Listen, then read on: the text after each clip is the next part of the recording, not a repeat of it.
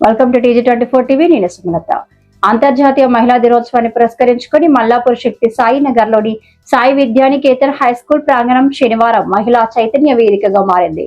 పాఠశాల నిర్వహణ కమిటీ ఆధ్వర్యంలో ఏర్పాటు చేసిన ఈ సంబరాలు అత్యంత కోలాహలంగా జరిగాయి. ఈ కార్యక్రమానికి ప్రముఖ సంఘ సంస్కర్త డాక్టర్ నిర్మలా లక్కరాజు ముఖ్య అతిథిగా విచ్చేసి జ్యోతి ప్రజ్వలనతో కార్యక్రమాన్ని ప్రారంభించారు. ఆడపిల్లల చదువుతోనే ఉజ్వల భవిష్యత్తు. ఈ సందర్భంగా ముఖ్య అతిథి డాక్టర్ నిర్మల మాట్లాడుతూ నేటి ఆధునిక సమాజంలో మహిళలు అన్ని రంగాల్లో పురుషులతో సమానంగా పోటీ పడుతున్నారని కొనియాడారు. ఒక అమ్మాయి చదువుకుంటే ఆ కుటుంబం మొత్తం విద్యావంతం అవుతుంది. మహిళా సాధికారత కేవలం ఆర్థిక అభివృద్ధికే కాకుండా సామాజిక మార్పుకు కూడా దోహదపడుతుందని ఆమె స్పష్టం చేశారు.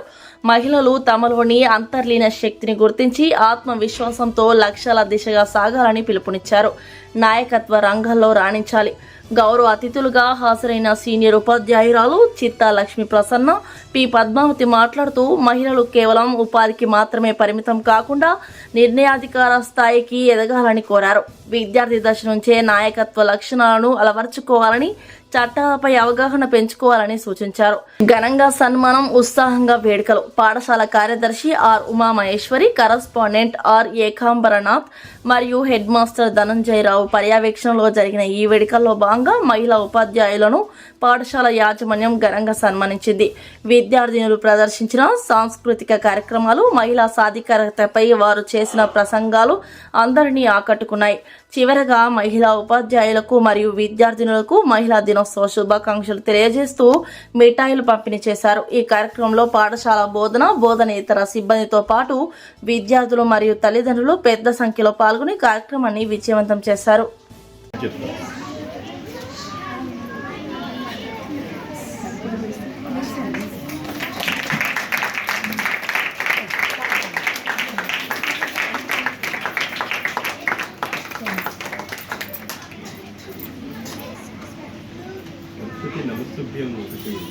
పిల్లలతో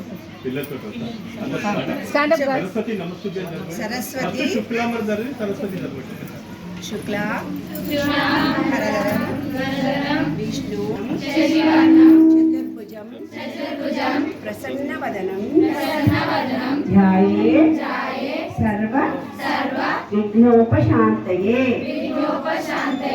గురుర్బ్రహ్మ గురుర్విష్ణు గురుర్దేవో మహేశ్వరః గురుర్ సాక్షాత్ పరబ్రహ్మ తస్మై శ్రీ గురవే నమః. సరస్వతి నమస్తుభ్యం వరదిని విద్యారంభం కరిష్యామి సిద్ధిర్భవతు మే సదా. Good morning everyone. SIT down.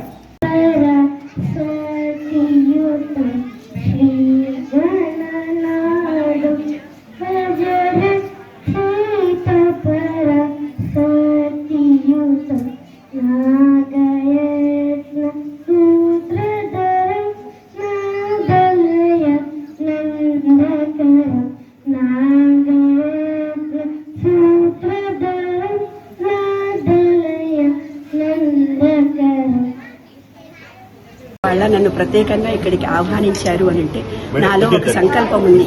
స్కూల్స్లకు వెళ్ళి జయరాజు గారు పంచభూతాల గురించి ఊరూరు ప్రచారం చేస్తున్నారు నాన్న. నేను రాసిన పుస్తకం కూడా పంచభూతాలకు సంబంధించింది. ఈ పంచభూతాల విశ్వంలో ఉన్నాయి. విశ్వంలో పంచభూతాలకు డిటాచ్మెంట్ అయితే మనం ఏమిస్తామో అదే వస్తుంది అనేది విశ్వ నియమాలు, విశ్వరహస్యాలు బయటకు తీసుకొచ్చి రాశాను.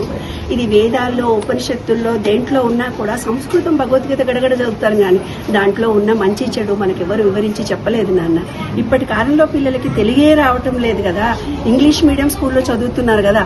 ఆత్మ పరమాత్మ చక్రాలంటే వాడు పక్కకి వెళ్ళిపోయి ఇన్ని అన్యాయాలు, అఘాయిత్యాలు, వాళ్ళు తప్పు చేయడానికి మనము ఇది పద్ధతి అని నేర్పించగలిగే సబ్జెక్టును అతి సులభంగా వాళ్ళకు అర్థమయ్యే భాషలో చెబితే ఈనాటి సమాజంకు ఇవాళ ప్రకృతిని మనం కాపాడుకుంటే రేపటి తరాలకి మనం ప్రాణాన్ని ఇవ్వగలుగుతాము.